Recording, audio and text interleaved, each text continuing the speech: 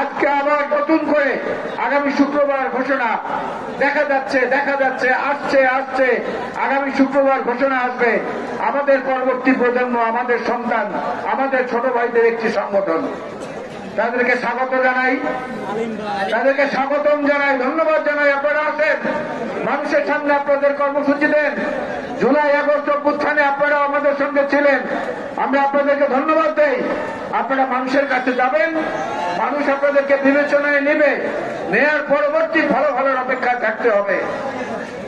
তার আগে চুরি মেরে উড়িয়ে দেওয়ার চেষ্টা করবেন না, দয়া করে।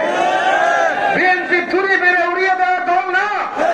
বিএনপি প্রমাণ করেছে এই দেশে, বাংলাদেশের মানুষের হৃদয়ের গভীরে যে দলের শিকড় অনেক শক্তভাবে জোর হয়ে আছে, সেই দলটির নাম হচ্ছে বিএনপি, বাংলাদেশ জাতীয়তাবাদী দল। এটাকে চুরি দিয়ে, টোকা দিয়ে এত সহজে করে কিছু করা যাবে না। দেখেন নাই, পাহাড়ের সাথে পাথরের সাথে মাথা ঠুকলে ওই পাথরের কিছু আসে যায় না, নিজের কপাল রক্তাক্ত হয়। সুতরাং বিএনপির সঙ্গে মাথা ঠোকাঠুকি করতে আসবেন না, শুধু নিজেদের কপাল রক্তাক্ত হবে, বিএনপির কোনো কিছু ইনশাল্লাহ হবে না। আগামী নির্বাচন যত উচ্ছ্বাস আমরা দেখাই না কেন, আগামী নির্বাচন বিএনপির জন্য সবচেয়ে কঠিন পরীক্ষার নির্বাচন। দয়া করে এই কথাটা মনে রাখবেন। যত সহজে মনে করছেন নির্বাচন দিলেই হয়ে গেল, এত সহজ না। অনেকগুলো স্তর, অনেকগুলো বিভিন্ন দিক থেকে শক্তি এবং অপশক্তি মিলে বিএনপিকে ঠেকানোর জন্য চেষ্টা করছে। এই জন্য নিজেদের মধ্যে ভ্রাতৃত্ববোধ, নিজেদের মধ্যে বন্ধুত্ব, নিজেদের মধ্যে সৌহার্দ্য, এইটাকে যদি দৃঢ় না করেন, এর ভাগ দিয়ে কিন্তু প্রতিচ্ছন্ন সরকার, জাতির সরকারের অনুচররা ঢুকে যেতে পারে।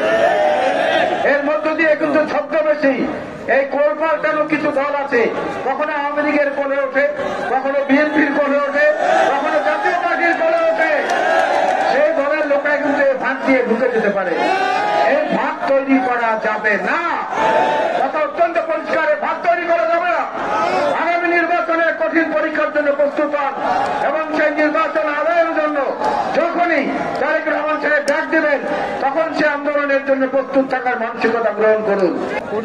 আমরা যে যত বড় পদের অধিকারী হই না কেন, যে যত বড় নিজেকে অহংকারী মনে করি না কেন, যে নিজে যত বড় শক্তিশালী কিংবা জনপ্রিয় কিংবা অর্থশালী কিংবা অন্য কোনো বিষয়ে নিজেকে বড় মনে করি, কোনো লাভ নাই। আমার পেছন থেকে যদি বিএনপির সাইনবোর্ডটা সরে যায়, বিএনপির পরিচয়টা সরে যায়, বাজারে আমার 10 টাকা মূল্য কেউ দেবে না। এই কথাটা দয়া করে উপস্থিত অনুপস্থিত সবাই মনে রাখবেন। যদি মনে না রাখেন, যার যার পরিণতি তার ভোগ করতে হবে। বিএনপি হচ্ছে একটা বিশাল সমুদ্রের মতো। এই মহাসমুদ্র থেকে কয়েক লক্ষ, কয়েক কোটি বালতি তুলে নিলেও এই সমুদ্রের কোনো সম্মান হানি হবে না, এই সমুদ্রের তরঙ্গ তাতে থামবে না। সুতরাং সবাই যেন আমরা বুঝে শুনে যার যার জায়গা থেকে দায়িত্বটা পবিত্রতার সাথে পালন করি। বুঝতে হবে বিএনপি একটা বহুবিধ চরিত্রের মানুষের একটি সংগঠন। এইটা কোনো ক্যাডার বেসড অর্গানাইজেশন না, এইটা হচ্ছে মাল্টি ক্লাস অর্গানাইজেশন। এখানে দুষ্ট লোক নাই এ কথা আমরা বলবো না, নিঃসন্দেহে দুষ্ট লোক আছে। তাদের দুষ্টমির কারণে, তাদের অনৈতিক কাজের কারণে গত 7 মাসে 1,500-এর উপরে নেতাকর্মীকে আমরা বহিষ্কার করেছি। আমাদের বহু নেতাকর্মীকে আইন শৃঙ্খলা বাহিনী গ্রেপ্তার করেছে। আমাদের কুমিল্লার যুব দলের এক নেতাকে যৌথ বাহিনীর হাতে গ্রেপ্তার হওয়ার সময় সে নিহত হয়েছে। আমরা একটা প্রতিবাদ মিছিল করি নাই। কেন করি নাই? এই সরকার হচ্ছে ছাত্র জনতার সমর্থনের সরকার। এই সরকার হচ্ছে বাংলাদেশের সকল শ্রেণী পেশার মানুষের সমর্থনের সরকার। এই সরকারকে বিরক্ত করা আমাদের সবার বিরুদ্ধ, বরং তাকে সহায়তা করা আমাদের দায়িত্ব।